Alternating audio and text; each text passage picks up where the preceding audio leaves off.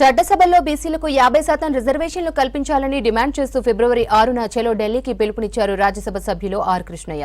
అన్ని రాజకీయ పార్టీలు బీసీలను ఓటు బ్యాంకుగా వాడుకుంటున్నాయని ఆరోపించారు. రాజ్యాధికారంలో వాటా ఇవ్వకుండా అన్యాయం చేస్తున్నారని చెప్పారు. కాచిగూడలో బీసీ సదస్సులో పాల్గొన్న ఆర్ కృష్ణయ్య చలో ఢిల్లీ కార్యక్రమం వాల్ పోస్టర్ను ఆవిష్కరించారు. ఈ కార్యక్రమానికి వివిధ రాష్ట్రాల నుంచి పెద్ద ఎత్తున బీసీలు పాల్గొంటారని ఆర్ కృష్ణయ్య తెలిపారు.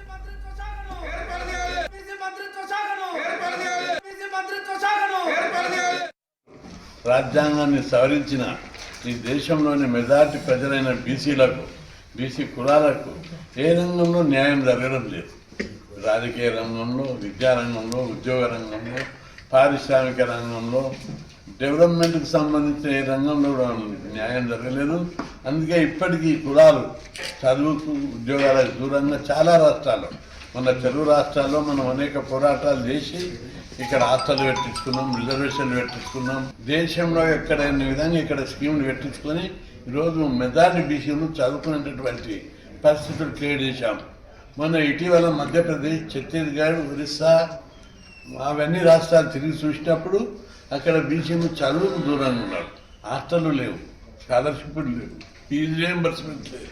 ఇంత బీసీ రాజ్యం అని చెప్పే తమిళనాడులో గురుకులాలు లేవు, ఫీజు రియంబర్స్మెంట్ లేదు. దీంతో వాళ్ళు చదువుకు దూరంగా ఉంటున్నారు.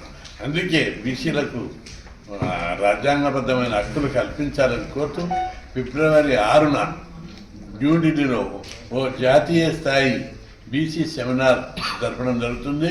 దీనికి చాలా రాష్ట్రాలు, తెలంగాణతో పాటు ఆంధ్రప్రదేశ్, కర్ణాటక, తమిళనాడు, ఇంకా మధ్యప్రదేశ్, ఒరిస్సా నుంచి చాలామంది నాయకులు వస్తారు. వాళ్ళందరూ కూడా ఈ సమావేశంలో చర్చించి బీసీల యొక్క డిమాండ్ల మీద కేంద్ర ప్రభుత్వానికి రిప్రజెంట్ చేయాలి.